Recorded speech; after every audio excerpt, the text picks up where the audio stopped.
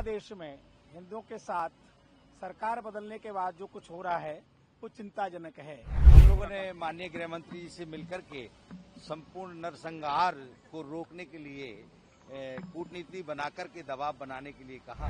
गृह मंत्री जी ने सारी बात को सुनने के बाद में ये कहा है कि हम स्थिति पर बड़ी नजदीक से सारी नजर बना करके रखे हुए हैं। बांग्लादेश से चल के जो रोहिंग्या भारत के अंदर में शरण ले रहे हैं उनको जल्दी से जल्दी भारत से निकाला जाए, क्योंकि अभी हम लोग गृह मंत्री जी से मिलकर के आए हैं। विष्णु प्रसाद और संतों ने मिलकर के हमने अपनी बात उनके सामने रखी है। बांग्लादेश में हिंदुओं के साथ सरकार बदलने के बाद जो कुछ हो रहा है वो चिंताजनक है। हमने अपनी चिंता व्यक्त की। माननीय गृह मंत्री जी ने हमारी बात बड़ी गंभीरता से सुनी है। तो मुझे लगता है कि वो जो भी उचित होगा, वैसे कदम उन्होंने उठाए भी हैं, आगे भी कदम उठाएंगे। वहां पर बांग्लादेश में जिस प्रकार से गैर मुस्लिमों को जीना मुश्किल हो रहा है उसके पर चिंता व्यक्त हमने कर दी है। और वहां हिंदुओं की सुरक्षा हो या जो भी अल्पसंख्यक समुदाय है, गैर हिंदू भी हैं, उनकी भी सुरक्षा हो। मानवीय दृष्टि से सबको जीने का अधिकार है। और बांग्लादेश में जो कुछ हो रहा है उनके नागरिक हैं, अपने नागरिकों की रक्षा करना उनका दायित्व बनता है वहाँ की सरकार का। सरकार बदली है, वहाँ के हिंदुओं को उससे कोई लेना देना नहीं है। हिंदू तब भी सरकार के और राष्ट्र के देश बांग्लादेश के साथ थे, आज भी हैं। इसलिए वहाँ मानवीय दृष्टि से हिंदुओं के साथ जो अन्याय हो रहा है वो बंद हो, ऐसा हमने आग्रह किया। उन्होंने गंभीरता के साथ सुना। हम लोगों ने माननीय गृह मंत्री जी से मिलकर के संपूर्ण नरसंहार को रोकने के लिए कूटनीति बनाकर के दबाव बनाने के लिए कहा।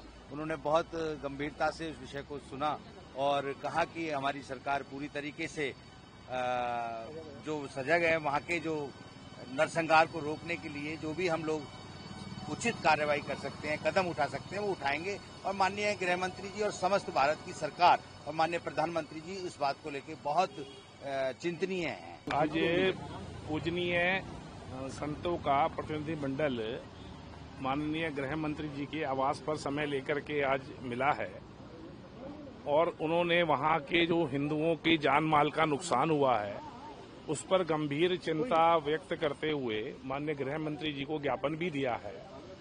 और माननीय गृह मंत्री जी ने सारी बात को सुनने के बाद में ये कहा है कि हम स्थिति पर बड़ी नजदीक से सारी नजर बना करके रखे हुए हैं।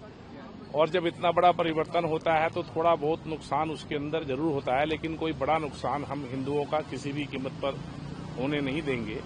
हमारी सब स्थितियों परिस्थितियों पर नजर है।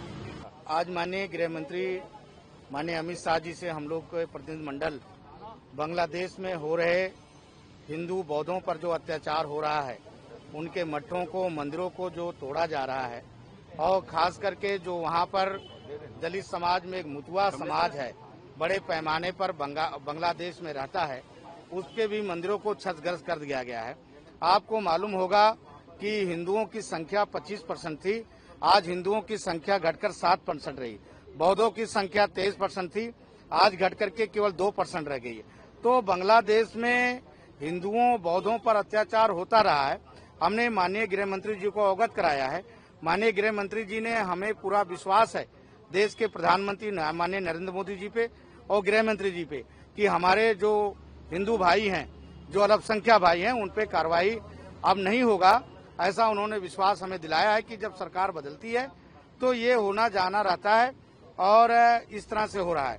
मैं एक चीज और हम लोगों ने रखा है कि बांग्लादेश से चल के जो रोहिंग्या भारत के अंदर में शरण ले रहे हैं उनको जल्दी से जल्दी भारत से निकाला जाए, क्योंकि भारत में की भी दुर्दशा उसी तरह से हो रहा है जिस तरह बांग्लादेश और पाकिस्तान में रोहिंग्यों कर रहे हैं। तो रोहिंग्या मुसलमान भारत में सबसे ज्यादा शरण ले रहे हैं, उनको भी हम लोगों हटाने के लिए प्रधानमंत्री से आग्रह किया और गृह मंत्री से आग्रह किया है।